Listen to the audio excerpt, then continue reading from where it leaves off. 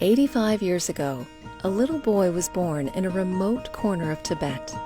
One day, miraculously, he was discovered to be the reincarnation of the 13th Dalai Lama, and he was soon carried away to the capital city of Lhasa to become the leader of the vast kingdom of Tibet.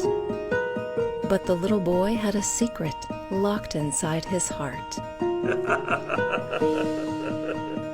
In The Dalai Lama Scientist, the Dalai Lama tells the unknown story, in his own words, of his lifelong journey into the world of science and technology, and how the world has changed as a result. Neurobiology, oh wonderful. With extensive, rare, and never-before-seen footage.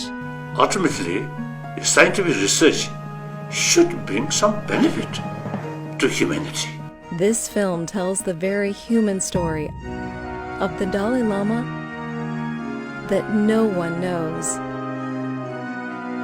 So Buddha himself made clear, "O my follower, monks, scholars should not accept my teaching out of faith, but rather thorough investigation and experiment."